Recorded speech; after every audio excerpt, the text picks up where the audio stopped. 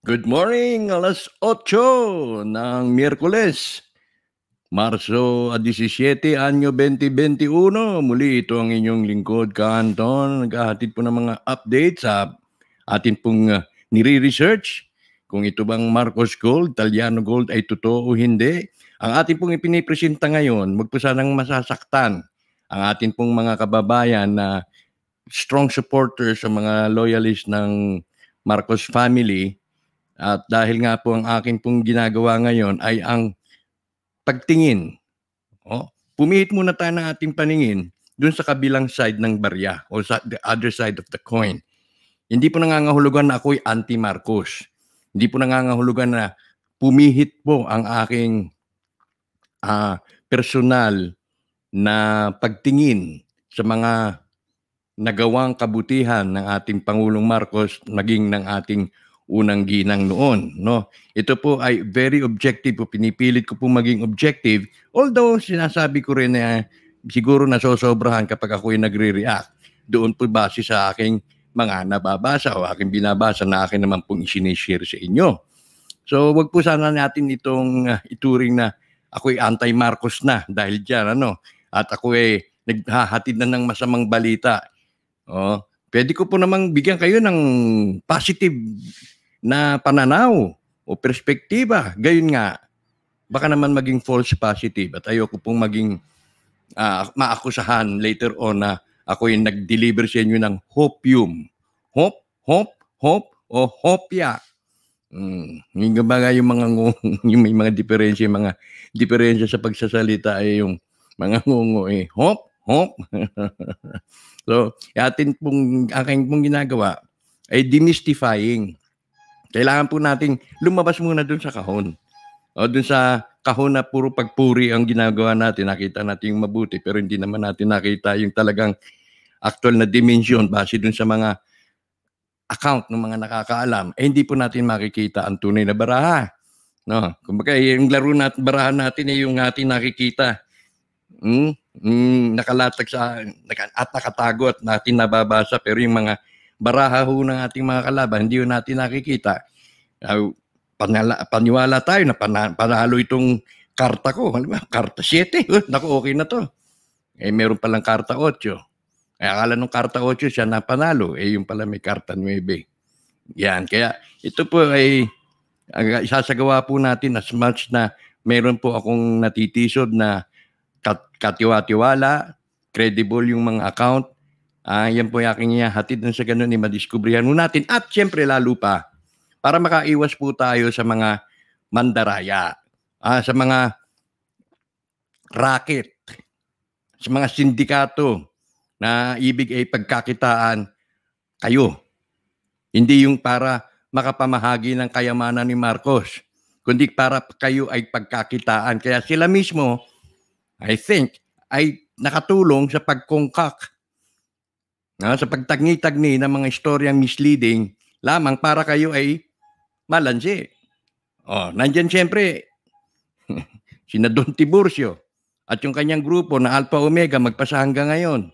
Nangangala po ng mga sympathizers na naniniwala dyan sa mga sinasabi may palupa na may certificate na 5 million na como sa kanila itong Italiano estate, pamamahagi sa bawat Pilipino, i-issue kayo ng certificate, kapalit ang sum of money.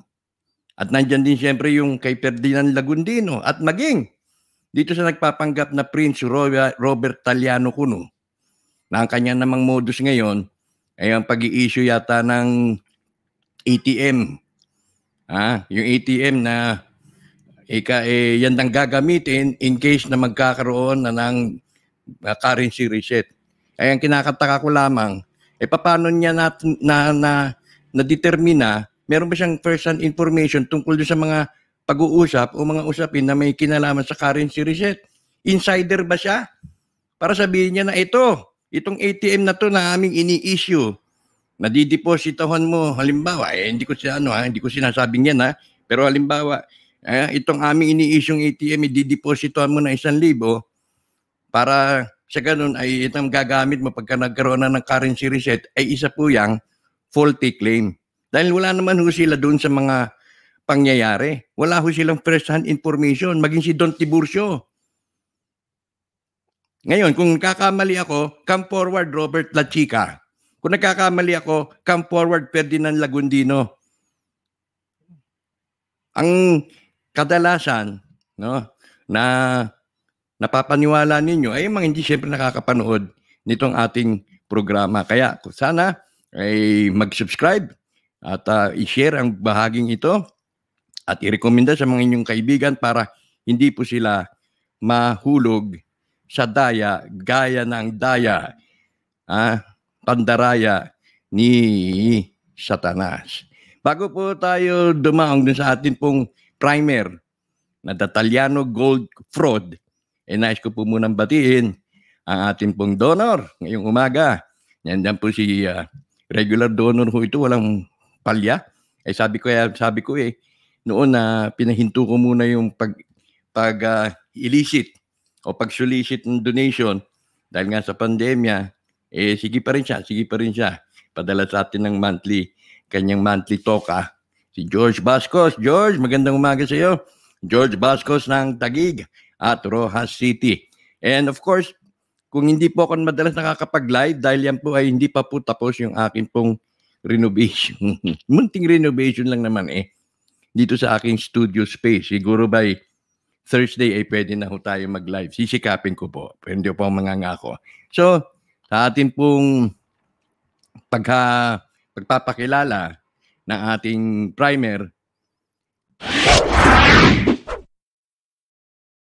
na ito ay hatid po sa inyo sa kagandahang loob ng Nicotine Consumers Union of the Philippines na isang organisasyon na akin pong pinangunguluhan.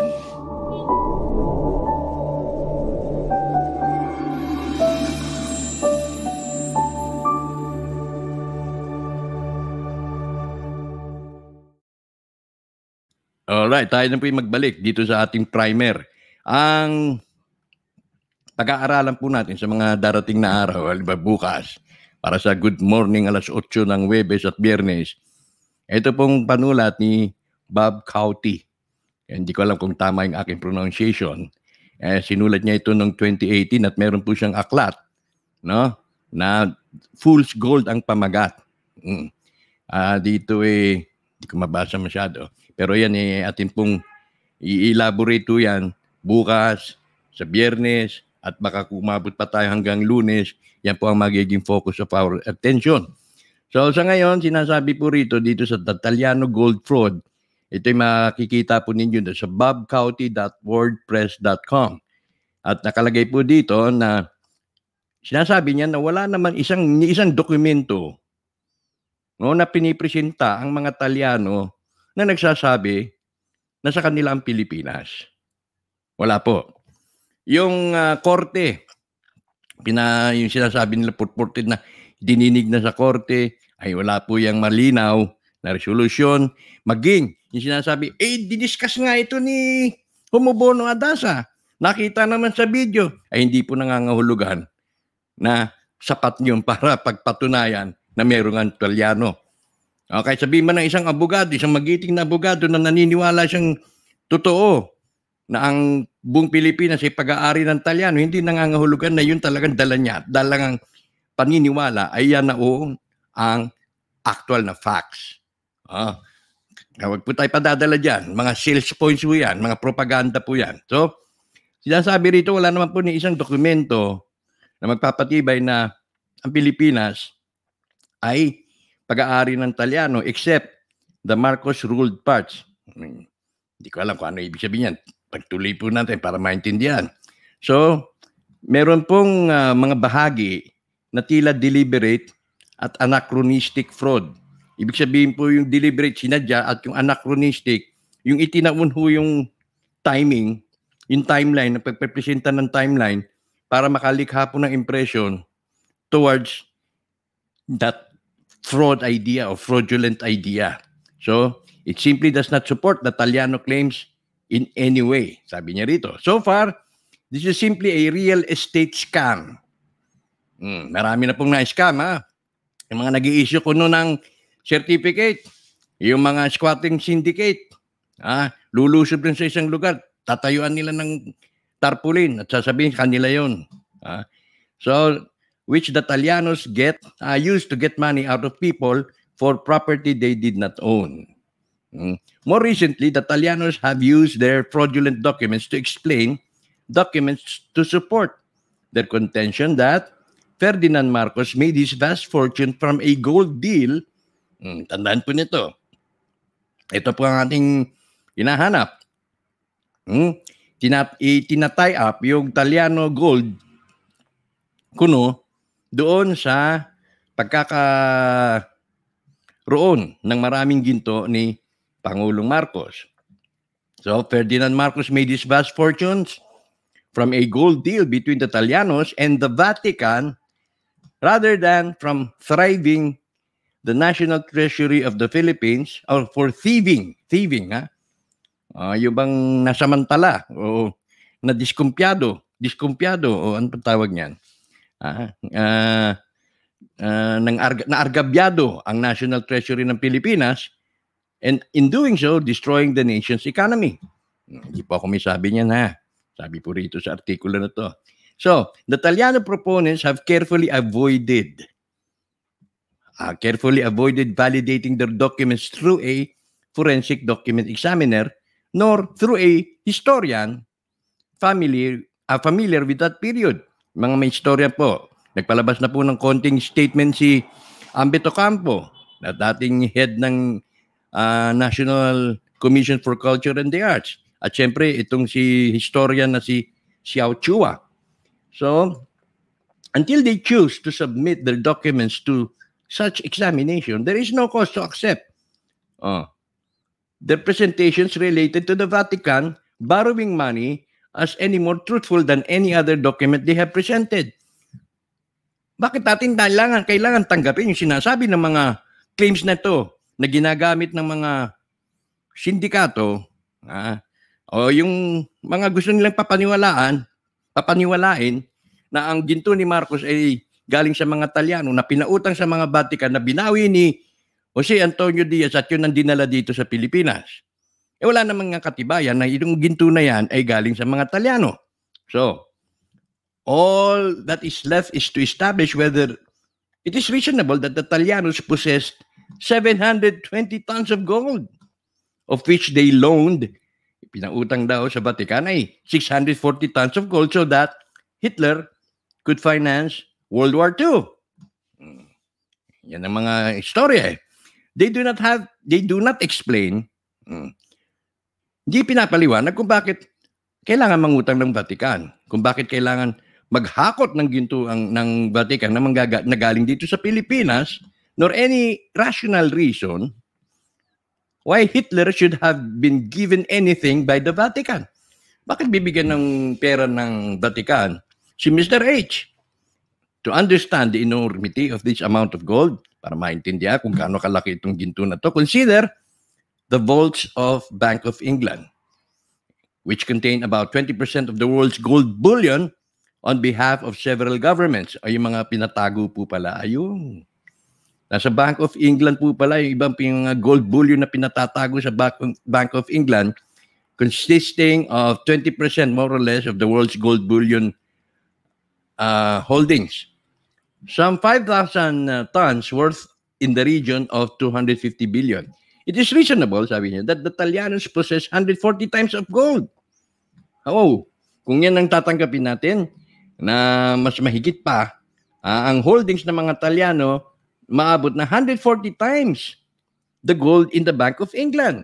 28 times more gold than held in bullion worldwide. Ganun ba? Ibig mong palabasin na talagang champion ng mga Italiano. Sa 640,000 na metric tonelada na hawak nito. So pangalawang issue is the pure weight of the gold. And the second issue is the pure weight of the gold. Where in the Philippines could such an amount be stored? Kung ganun pala kalaki, saan nilalagay ito? Yung ating yung lupa daw, saggy substrate, is unlikely to be able to handle the concentration of weight in a small space. Baka guguho dahil yung ating lupa ay hindi po ganun ka-stable. Medyo basa-basa siguro yung ilalim nito, ang pundasyon nito. Anyway, ang isang third issue na kanya pong pinipresent dito is that transferring that amount of gold would have taken a fleet of the largest cargo vessel of the largest capacity of the time. Paano nga ba naman nadala? Kailangan ng fleet. Ang dami yun. Ilang fleet. Hindi natin masabi kung ilang units para makabuo ng isang fleet. At yung largest cargo vessel of the largest capacity of that time under massive armed guard to the other side of the world without anyone noticing. Fifth, the gold would only have been helpful if Mr. H could monetize it so he could actually spend the money. Something he could hardly have done with no one knowing. Ito pong problema. May mga nagsasabi na meron kaming banker. May nagsasabi na bukas na. May nagsasabi na ako. Ang may disposisyon kung anong gagawin ko dun sa mga yelo na nandiyan dyan sa loob ng banker. Ang problema, kahit matutuong yelo yan. Saan mo papapalit ng pera na hindi ka matutuntun? Saan mo ipagpapalit yan? Anong gagawin mo dyan? Hindi mo naman makakain. Mas mainam pa siguro na may tunay-tuniladang bigas ka kaysa tunay-tuniladag nito sa pagpapatuloy.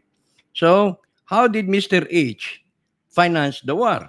Well, by a build policy based on borrowing and by coincidence, launch a war when the loans became due, which enabled it to expropriate the infrastructure. Mr. H also co-opted the wealthy elite and made them even richer. He did not need to borrow from the Vatican or anyone else. So, is it likely that Marcos made his fortune by being the go-between in deal that involved non-existent gold in a non-existent deal using non-existent gold owned by a non-existent Philippine monarchy? Ayan ang katanungan. So ito may mga serye po siyang ginawa dito sa kanyang vlog. Ito yung vlog. Hindi vlog, kundi ito yung vlog. At incidentally, meron po siyang aklat.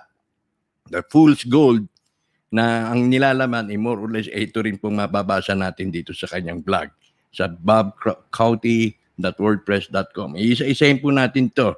Yung kanyang mga pagsusuri kung bakit ang Taliano Gold ay isang scam at kung bakit itong TCT-01-4 ay isang fraud.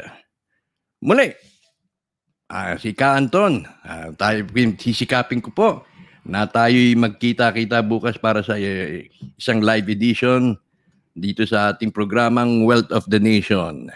Nag-iwan po ako sa lahat ng isang magandang umaga.